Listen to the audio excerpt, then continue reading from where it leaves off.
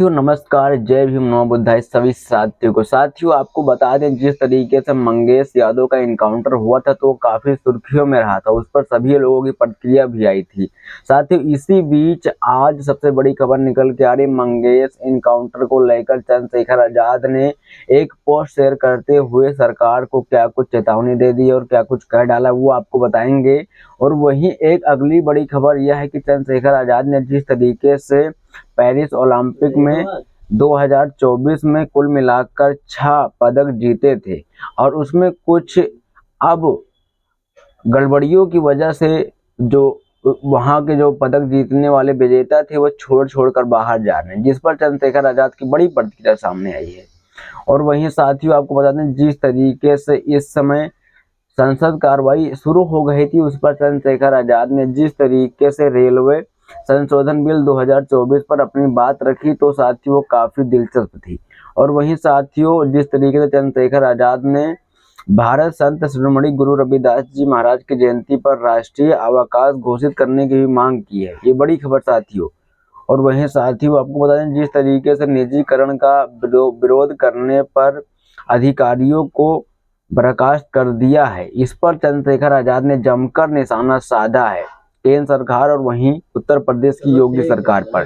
तो साथियों इन सभी मामलों पर जो चंद्रशेखर आजाद की बड़ी प्रतिक्रिया सामने आई वो आपके बीच रखेंगे और आपको डिटेल में समझाएंगे। तो आपसे रिक्वेस्ट यही करेंगे वीडियो को एंड तक जरूर देखना। साथियों मैं अखिलेश कुमार और आप देख रहे हैं एके मीडिया। साथियों सबसे पहले चंद्रशेखर आजाद ने जिस तरीके से निजीकरण का विरोध करने वाले अधिकारियों को जो हटाया गया है उस पर उन्होंने ट्वीट कर लिखा है कि आउटसोर्सिंग के नाम पर कर्मियों का हक छीना गया। क्या यह कंपनियां हैं या ईस्ट इंडिया कंपनी जो विरोध की हर आवाज को कुचलने चली है? संविधान का अनुच्छेद 19 विरोध को मूल अधिकार बताता है और ये फरमान उसी वार है, लोकतंत्र की नींव पर प्रहार है। याद रखें ये भारत की मिट्टी है, हर शोषण का अंत लिखा जाएगा और संविधान का सम्मान बचाया जाएगा। तो यहाँ पर साथियों चंद्रशेखर आजाद ने इस पर अपनी बड़ी प्रतिक्रिया दी है, जिस तरीके से यहाँ पर निजीकरण करने पर बर्खास्त किया। और वहीं साथियों आप बताएं, चंद्रशेखर आजाद ने जिस तरीके से ट्वीट कर लिखा है कि पेरिस ओलंपिक 2024 में भारत में कुल मिलाकर 6 पदक जीते, 1 रजत 5 कांस्य, जिनमें से एक भी स्वर्ण पदक नहीं। सबसे अधिक युवा आबादी वाले देश में ओलंपिक खेले में इस दुर्दशा की मुख्य वजह खेल सुविधाओं का अभाव और सरकारी उदासीनता है।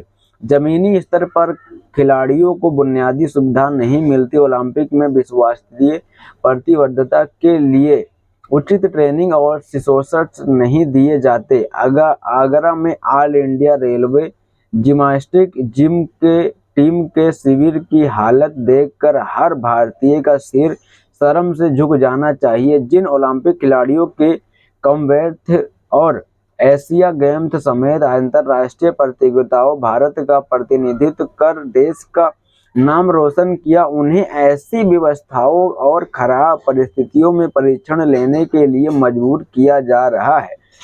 जर्जर इमारतों, खराब उपकरण, बुनियादी सुविधाओं का अभाव, क्या यही है खेलो इंडिया का सपना?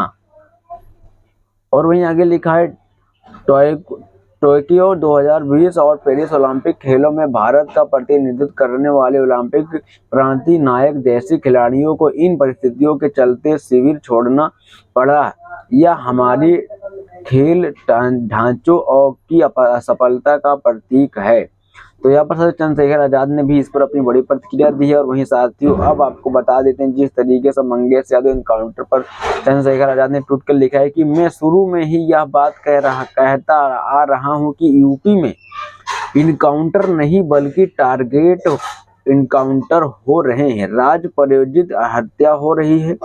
इस पोस्टमार्टम रिपोर्ट में सब दूध का दूध और पानी का पानी कर दिया है, शायद इसलिए इसे छिपा कर रखा गया था ताकि सच सामने न आए। इसे सामने लाना पत्रकारिता का असली धर्म था। उम्मीद है कि अब ये सारे सफेद पोश बेनकाब हों, जिन्हें कानून को निरंकुश और जातिवाद सत्ता के तलवे तले कुचला रखे।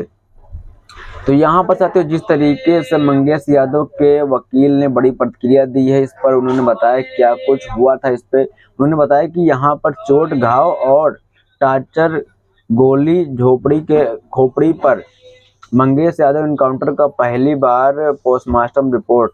मंगेश यादव के शरीर में कई चोटें, घाव, पीएम रिपोर्ट। गोली माथे पर होते हुए खोपड़ी चीरी गई। मंगेश यादव के माथे के सामने गोली घुसी। मंगेश यादव को मारी गई सारी गोलियां आर पार। बाएं हाथ की कोहनी में भरी आर पार गोली। मंगेश यादव को फ्रंट और स्टाकर गोली मारकर मंगेश की वकील ने बताया। पीएम रिपोर्ट में साबित है कि मंगेश को टार्चर किया गया और फिर गाली मारकर मंगेश यादव की हत्या कर दी। मंगेश यादव के वकील, पोस्टमार्टम रिपोर्ट दबाकर बैठा था प्रशासन, मंगेश के वकील ने पूरा दिया।